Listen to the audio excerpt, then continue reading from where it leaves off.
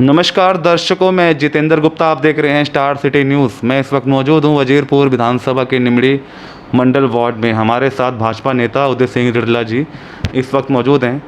Sir, पहले तो आपको नवरात्र की बहुत बहुत शुभकामनाएं। आज से शुरुआत हुई है नवरात्र को लेके। मैं आपके सभी दर्शकों के लिए नवरात्रि की शुभकामना देता हूं और अपने क्षेत्र के सभी निवासियों को सब नवरात्रों की शुभकामनाएं, बहुत बहुत शुभकामनाएं। और सब मंगल से रहें, सब परिवार कुशल रहे।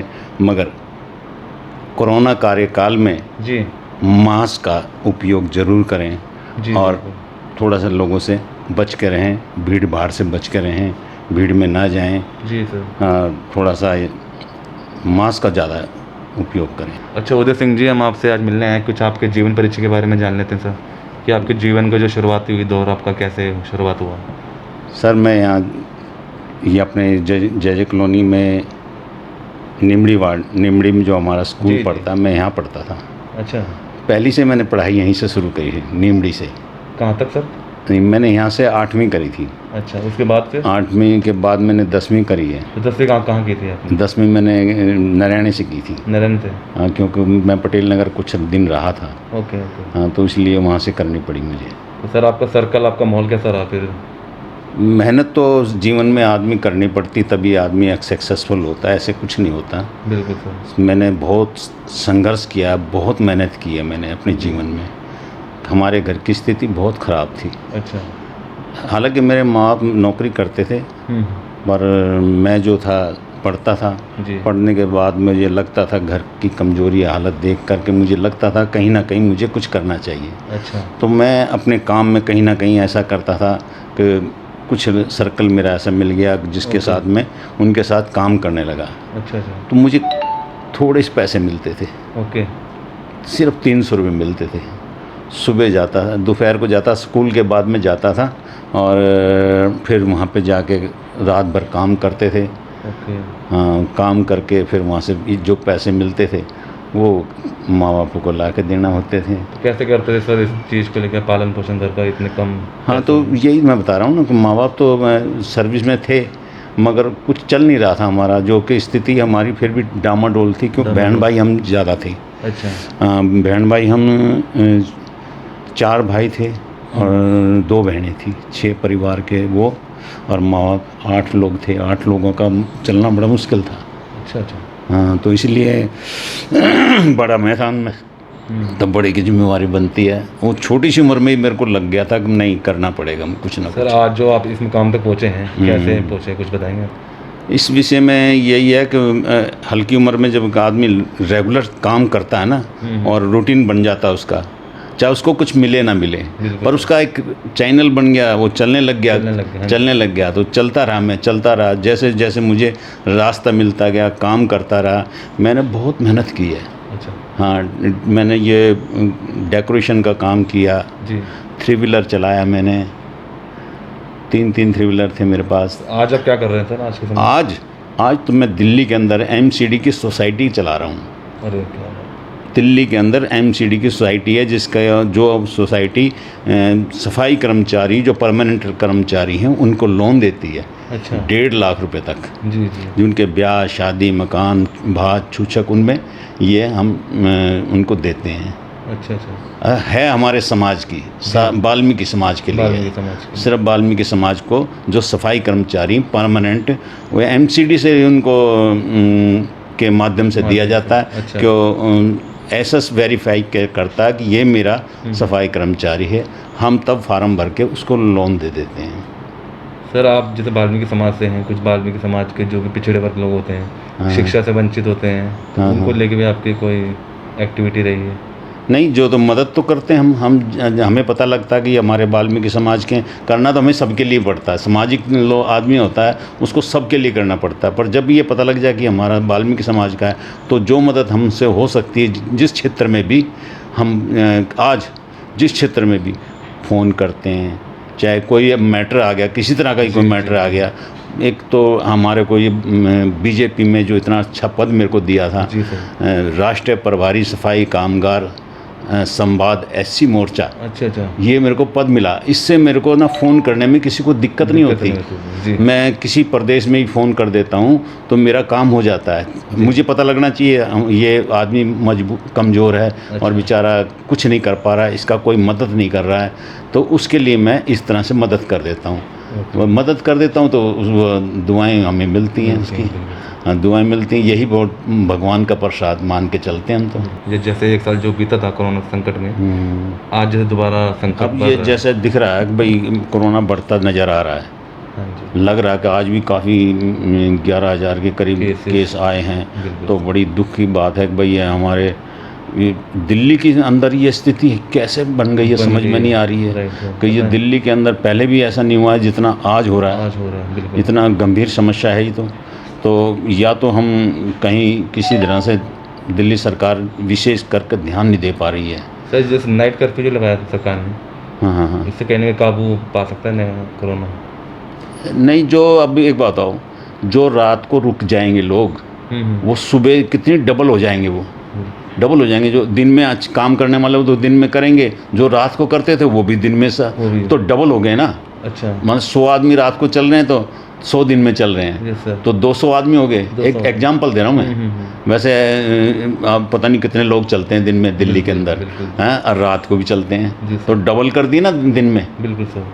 तो ये तो सिस्टम कुछ सही सा नहीं लग रहा, क्योंकि इस ढंग से चलना चाहिए कि कुछ छूट मिलनी चाहिए। तो इसके रोकथाम के लिए क्या करना चाहिए सर? रोकथाम का यही रास्ता है कि 2-3 घंटे का कर्फ्यू ठीक रहेगा। अच्छा, सुबह 11 बजे तक, 11 रात को 11 बजे, अच्छा, और सुबह 4 बजे लोग मंडी जाते हैं, काम करते हैं, और 4 बजे उनका खुल जाना चाहिए। काम धंधे पर किसी के फ़र्क ना पड़े। हाँ, तो ये जो टाइम है ठीक है, तो फिर उससे दिल्ली का जो माहौल है वो ऐसा का वैसा बना रहेगा, सिस्टम में काबू हो सकता है, काबू रहेगा सिस्टम। अच्छा। और रही आपने वैक्सीन चला दी है, डॉक्टर हर्षवर्धन मोदी जी की मेहर है ये, जी जी, जो उन्होंने इतनी बड़ी चीज़ उपलब्धि हमारे देश को दे दी है। बिल्कुल सर। डॉक्टर हर्षवर्धन के WHO के अध्यक्ष हैं वो। हाँ जी। उन्होंने ये बड़ी अच्छी चीज़ निकाल के हमारे दिल्ली वालों के लिए दी, दिल्ली वालों को नहीं पूरे भारत के लिए दी, और भारत के लिए नहीं पूरे देशों के लिए, पूरे वर्ल्ड के लिए काम कर रहे हैं वो। बिल्कुल सर। पूरे वर्ल्ड में ये चीज़ें जारी हैं। हमारे केजरीवाल जी सिस्टम नहीं बना पा रहे, दिल्ली का बिल्कुल पता नहीं कौन सी लाइन पर ले जाना चाहते हैं, मेरी समझ में नहीं आ रहा। ये तो कि जो आज स्थिति बनी हुई है, कोरोना इतना पावरफुल होता जा रहा है, हाँ, क्या कारण रहा कि ये दिल्ली को क्यों नहीं संभाल पा रहे हैं?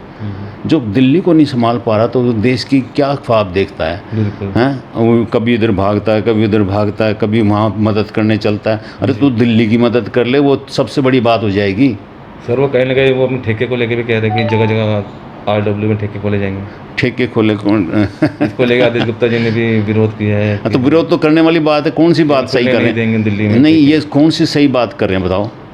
ये जो बातें कर रहे हैं वो इस तरह की बातें नहीं होनी चाहिए। हमारे को ये हिंदू धर्म का देश है, हिंदुओं की तरह रहना चाहिए, इस तरह के लोगों की तरह नहीं, राक्षसों वाला काम नहीं करना चाहिए। अन्ना हजारे के साथ जी अन्ना हजारे के साथ मंच लगा, उन्हीं को धोखा दे के आके राजनीति में घुस गए हैं। फिर शीला जी से मिल गए, जबकि अपने बच्चों की कसम खा रहे थे मैं इनके साथ नहीं मिलूँगा, सरकार बना दी। जी सर। अरे ये कौन सा खेल है, कौन से खेल से चल रहे हैं ये? तो ये चीज़ें हमें तो गलत लग रही हैं, हमें नहीं, सारी जनता को गलत लग रही है।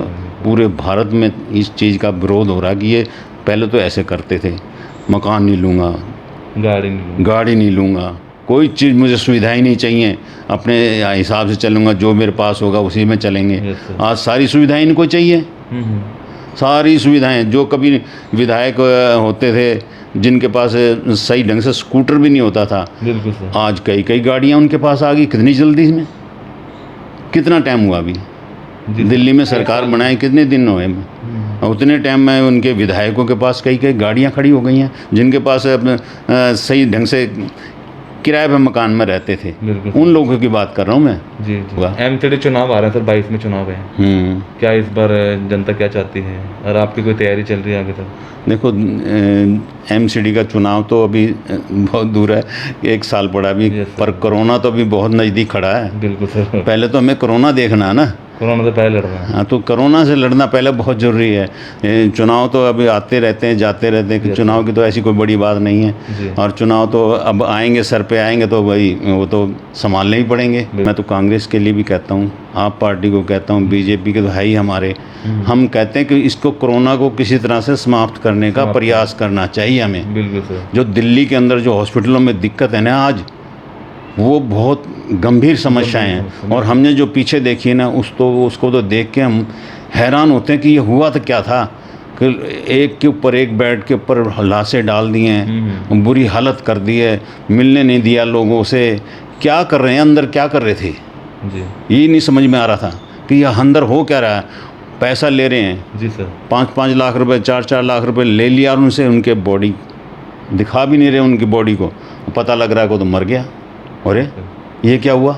अरे हमें पता तो लगना चाहिए, बात तो होनी चाहिए हमारी। बिल्कुल सर। बात नहीं हो रही है। और ये सारा सिस्टम उन्होंने अपने पता नहीं किस सिस्टम में चलाया, जी कि क्या हालात बनाए हैं। केजरीवाल जी से मेरी प्रार्थना हाथ जोड़ के कि आपके भी बच्चे हैं, हमारे भी बच्चे हैं, सब जनता आपके बच्चे हैं। जी सर। माँ बाप के रूप में आप काम कर रहे जी। हैं, और आप इनको नहीं संभालोगे तो दिल्ली की जनता जाए कहाँ? जी बिल्कुल सर। तो मैं तो यही कहता हूँ केजरीवाल जी से कि इसका समाधान करें किसी तरह से भी, कोरोना का कोई रास्ता निकालें, सफाई व्यवस्था में जोर दें, ध्यान दें। जी। जितनी सफाई होगी उतना ही हमें बेनिफिट होगा।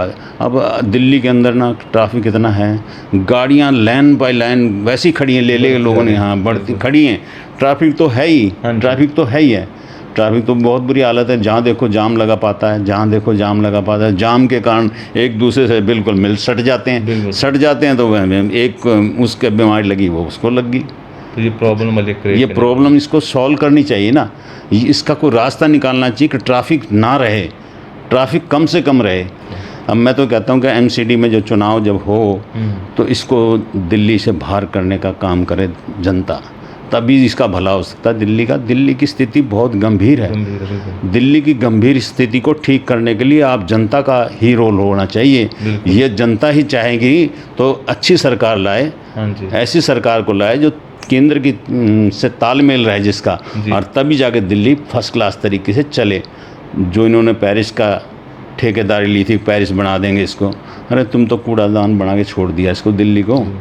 हमारे यहाँ पे इस रोड पे 115 नंबर चलती थी बस, और इतनी तेज़ आती थी स्पीड से, और आज वहाँ रिक्शा भी नहीं आता है। आज रिक्शा भी नहीं आता आज वहाँ, उसी रोड पे वेल रोड वही है जी, मगर दोनों साइड से कवर हो चुका।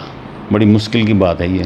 दिल्ली के अंदर क्या पूरी, जहाँ भी किसी कॉलोनी में, किसी बस्ती में जाओ, आप जाके देखो, स्थिति बहुत, दिल्ली की हालत ख़राब है। और दिल्ली की हालत जब तक कोई बहुत बढ़िया नेता नहीं आएगा ना, जब तक कुछ भला नहीं होगा दिल्ली का। कोई ऐसा मजबूत एकदम, जैसे हमारे मोदी जी हैं, जो निर्णय लेते हैं ठोस लेते हैं, मजबूत ले लें, पहले सोचते हैं, पहले उसको सोच के मीटिंग लेते हैं कि भाई ये काम हम करने जा रहे हैं, इसमें कहाँ क्या गड़बड़ हो सकती है, क्या कहीं दिक्कत हो सकती है क्या। जब आपस में राय बनती है कि नहीं जी ये बात, काम आपका सही होगा, इसमें कोई दिक्कत नहीं आने वाली, तब आगे उसको आगे पास करने के लिए आगे चलाते हैं। ऐसे ही हुआ।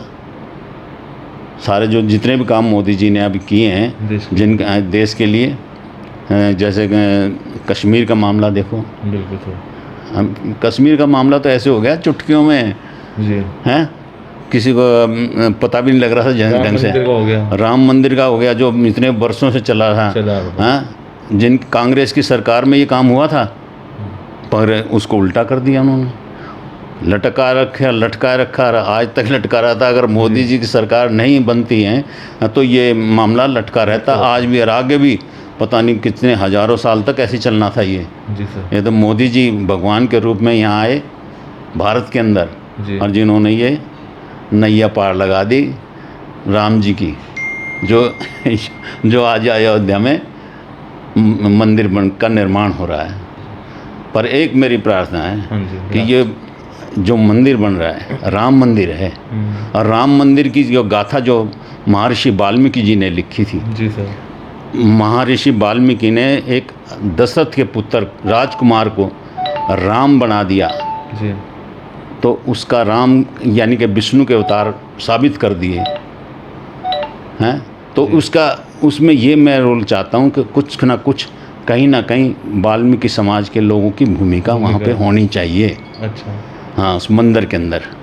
ये आपकी मांग है, आपका कहना है? हाँ, मेरा कहना ये कि वाल्मीकि समाज के लोगों की वहाँ पे कुछ ना कुछ सेवा होनी चाहिए, तभी महर्षि वाल्मीकि की आत्मा को शांति मिलेगी कि जो मैंने रामायण लिखी थी उसमें कुछ ना कुछ इन्होंने आज सुनी है, और ख़ासकर मोदी जैसे प्रधानमंत्री के कार्यकाल में। जी, ठीक है। तो ये चीज़ें देश के लिए बहुत ज़रूरी हैं जी, क्योंकि एक समाज ऐसा है, आज पिछड़ा हुआ समाज है ये।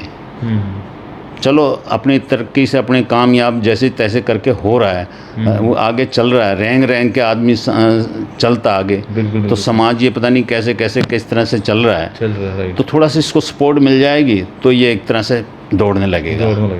दौड़ने लगेगा तो सबकी लाइन में आ जाएगा, सबकी लाइन में आ जाएगा तो समाज का भला भी हो जाएगा। तो मैं तो ये चाहता हूँ कि भाई जैसे अब निगम का चुनाव है, निगम के चुनाव में क्या करेंगे, वाल्मीकि समाज को 2-3 टिकटें दे के एक साइड कर देंगे। केजरीवाल जी 10 टिकट दे देते हैं, 8-8, 10-10, तो वो अपने कैंडिडेट को निकाल भी जाते हैं। मेरी मांग ये है कि वाल्मीकि समाज एक ऐसा समाज है जो इस केजरीवाल की कमर को तोड़ सकता है, राइट। हाँ, वही एक ऐसा है, क्योंकि जिसका इसने मिसयूज किया ना, इसने वाल्मीकि समाज के एक झाड़ू को लेके, पहचान को लेके, और ये इन्होंने सोचा कि वाल्मीकि समाज को पकड़ लूँगा तो मेरी नैया पार हो भी गई, उसकी नैया पार हो गई, नैया पार होगी, इसी कारण से हुई है। क्योंकि वो जानता था इस बात को कि यही एक समाज ऐसा है कि जिसको आज मैं पकड़ूंगा तो इस चीज़ की वजह से। मैंने देखा चाय की दुकान पे वाल्मीकि समाज ये हाजिरी देता है, सुबह सुबह एमसीडी के, जिस पे बैठ के जाके वो बहन से दुकान सक्सेसफुल हो जाती है। अच्छा, हाँ, तो ये ऐसा है, जिस दुकान पे चले गए परचून की पे, वहाँ से उधार लेना शुरू कर दिया, खाना पीना चालू हो गया, दुकान पे जो नाम हो जाता है उसका। बिल्कुल। तो मैं ये चाहता हूँ कि जो पार्टी इसको वाल्मीकि समाज को अपने साथ लेकर चल देगी ना, उस पार्टी का दिल्ली के अंदर भला होना तय है। मजबूत कार्यकर्ता और कहीं नहीं मिल रहा, जितना कैंडिडेट मजबूत है, ये अपनी जान पे भी खेलते हैं, ये परवाह नहीं करते हैं अगले की।